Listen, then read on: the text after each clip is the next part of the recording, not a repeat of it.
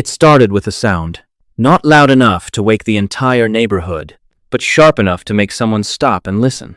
A neighbor would later tell police it sounded like a woman yelling, not just arguing, but something more urgent, something strained.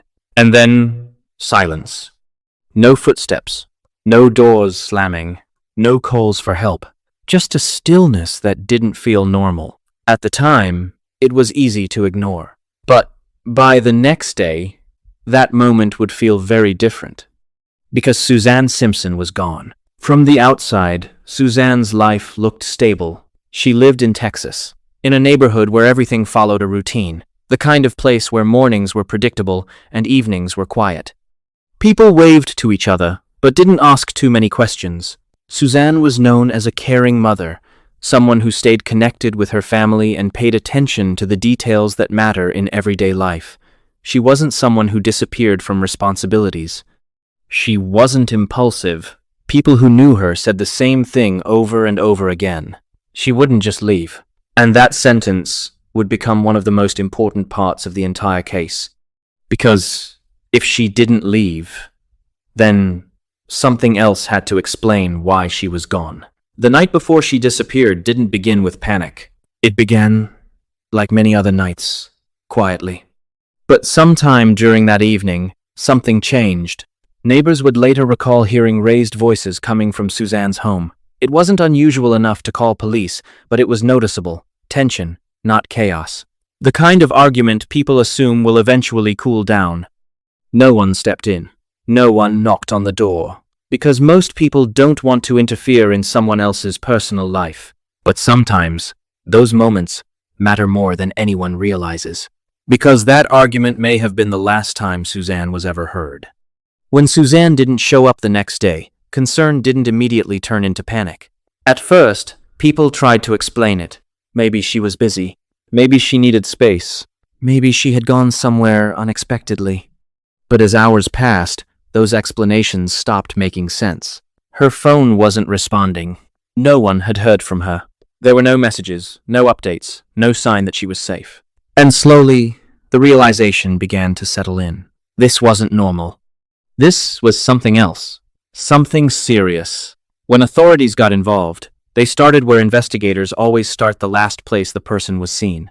And in Suzanne's case, that place was her home.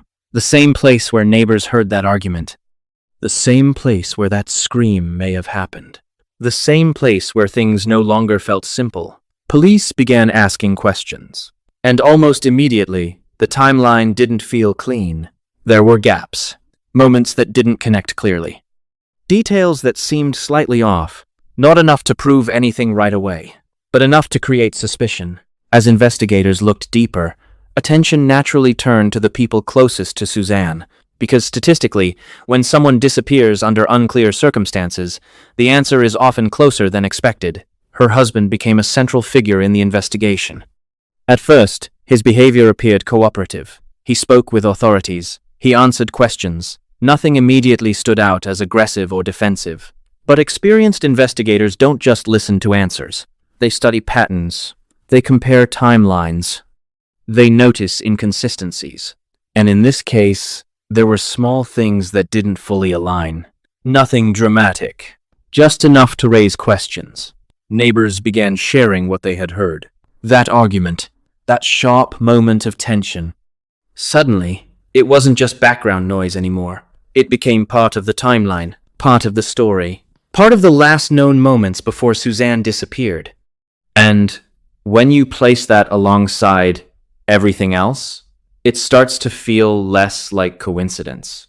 Investigators then looked at Suzanne's personal life, her habits, her routines, her relationships, and what they found reinforced one important idea. She had no reason to leave. There was no evidence of planning a disappearance. No packed bags. No financial movement suggesting a new start. No indication she wanted to walk away from her life. Everything pointed in the opposite direction. She was rooted, connected, present, which made her disappearance even more disturbing. Because when someone like that disappears without explanation, it usually means one thing. They didn't leave by choice. But here's where the case becomes complicated.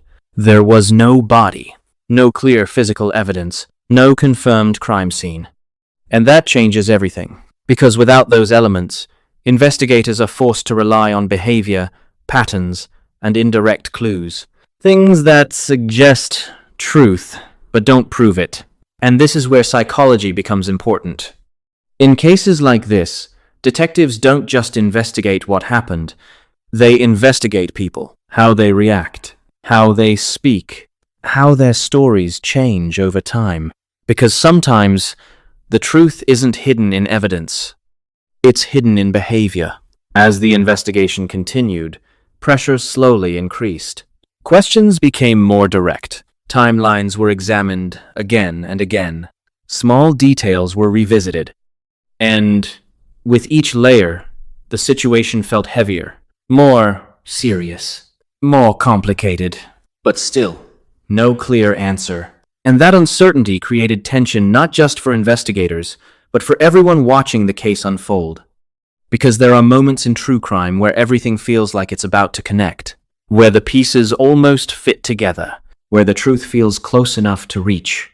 And then, it doesn't. It stays just out of reach. For Suzanne's family, this wasn't just an investigation. It was a waiting game. Days turned into weeks. Weeks turned into months. Every passing moment without answers made the situation harder to accept, because hope doesn't disappear all at once. It fades slowly. Birthdays passed without her. Holidays came with an empty space that no one could ignore. Conversations always circled back to the same question. What happened to Suzanne? And the truth is, no one could answer it completely. Investigators continued working the case, following leads, reviewing information, and trying to find anything that could turn suspicion into certainty. But cases like this don't always provide closure. Sometimes, they exist in a space between knowing and proving. And that's what makes them so unsettling. Because deep down, people feel like they understand what might have happened. The argument, the tension, the sudden disappearance. It all points in a direction, but without definitive proof, that direction never becomes a confirmed truth. And so the case remains open. Not because nothing happened, but because what happened can't be fully proven. Today, Suzanne Simpson is still missing. Her story hasn't reached a clear ending. It exists as a question, one that continues to affect her family, her community, and everyone who hears about it. And maybe that's the most disturbing part. Not the idea that something happened, but the reality that the full truth may never be completely known. Because sometimes, the scariest cases aren't the ones with shocking answers. They're the ones where the answers feel close, but never fully revealed. And somewhere inside that silence is the truth about what really happened to Suzanne Simpson.